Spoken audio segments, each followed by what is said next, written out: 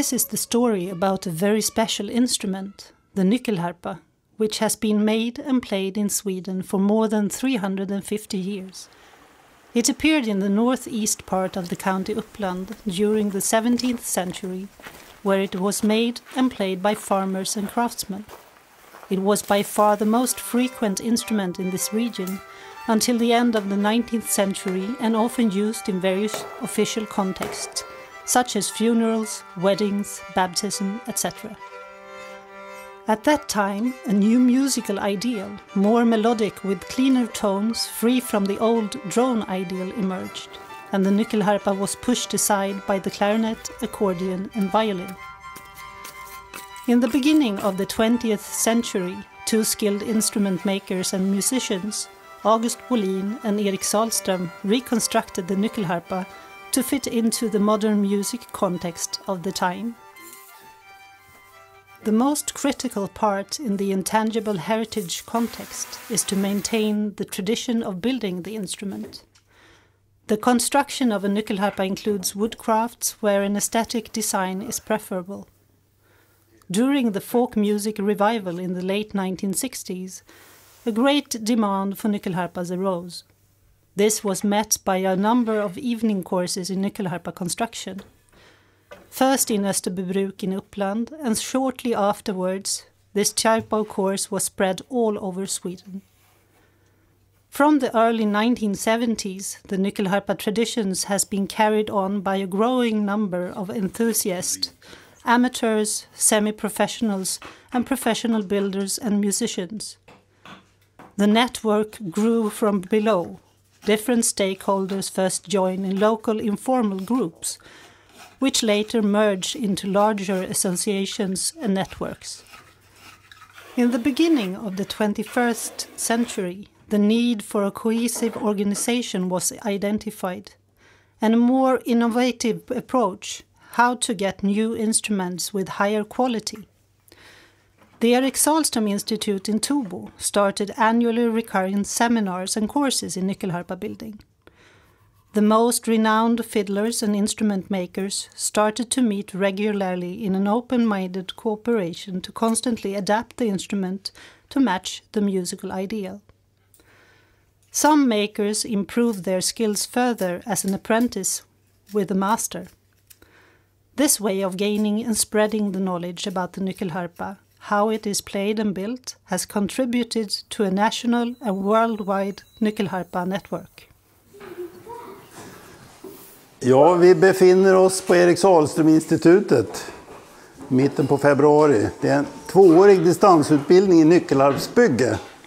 Och det är eleverna här bakom mig nu som håller på med diverse aktiviteter för att bygga en kopia av ett gammalt instrument. Det gör man år 1. År 2, då ska man gå över och bygga ett modernt instrument som vi kallar för 3-radig kromatisk nyckelharpa modell Erik Sahlström. Och det här är 5:e gången som jag driver den här kursen. Första kursen gick 2002. Jag började spela nyckelharpa för att det är det absolut roligaste instrumentet jag vet.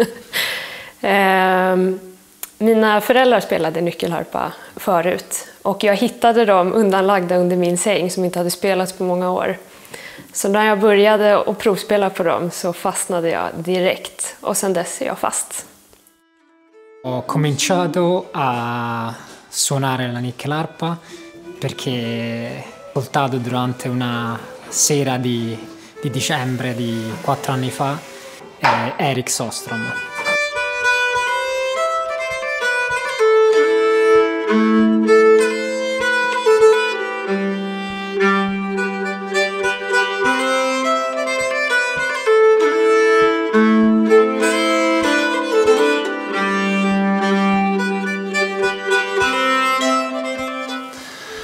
Jag kom in på det här med nyckelharpa först genom min morbror som spelade fiol och nyckelharpa.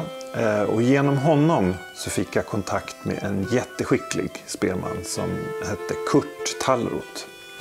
Och han bjöd in mig till sig och jag började åka dit och lära mig att spela låtar i hans tradition. Och genom honom så fick jag då kontakt med övriga nyckelharpsgänget i Uppland som de var de skickligaste. Och däribland måste man ju nämna Erik Sahlström som var den stora mästaren och den stora inspiratören. Och han har betytt jättemycket för mig och för alla andra som spelar nyckelharpa. An event of great value for today's fiddlers, amateurs as well as professionals, are spelmansstämmor, fiddlers' meetings that are organized all over Sweden. The annual Nyckelharpsstämma in Österbybruk, together with the Erik Sahlström-stämma in Vendel, and the Oktoberstämma in Uppsala all play a very important role in safeguarding the intangible cultural heritage. The events include different parts, such as stage performances, seminars, workshops and instrument exhibitions. The Nyckelharpa exhibition in Österbybruk also includes an evaluation and assessment of new and old instruments, ending with the best in show instrument to be crowned. An important part of these meetings is the opportunity for musicians to meet and play together outside the official stage play. Studying nyckelharpa playing can today take place at various schools in Sweden, ranging from primary school to high schools, folk high schools and colleges, where the Royal College of Music in Stockholm, since the 1990s, train music teachers and provides master courses in nyckelharpa playing. There are also many possibilities to learn to play outside Sweden, for instance in different European countries in the USA and Japan. Today the instrument is played by thousands of musicians and fiddlers around the world. Several European countries have their own supportive organizations. The Erik Sahlström Institute operates as a national and international cohesive node for the Nyckelharpa network, with a mission to preserve, develop and disseminate the Nyckelharpa as an intangible cultural heritage. Mellan åren 2009 och 2011 genomfördes ett samarbetsprojekt mellan 3 europeiska utbildningsinstanser. Scuola di Musica Popolare di Forlì Popoli i Italien, Akademi Burgfürstneck i Eiterfeld i Tyskland och Erik Sahlström-institutet i Tobo i Sverige. Projektet initierades och drevs av Marco Ambrosini och Carsten Evers och fick titeln Cadens. Målsättningen med projektet var att studera olika metoder att lära ut nyckelharpsspel till vuxna och har sedan resulterat i ett europeiskt nyckelharpsnätverk. Ja, men och sen började man ju drömma om vad man kan göra med den här musiken och det här instrumentet. Och så som det har slumpat sig så träffade jag Mikael Marin och vi började spela ihop. Och så träffade vi Roger Tallroth och vi började spela ihop vi 3.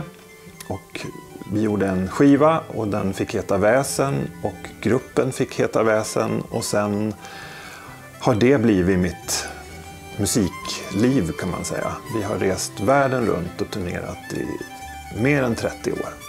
Och det har varit fantastiska upplevelser och har också tror jag bidragit till att föra ut det här instrumentet långt ut i världen.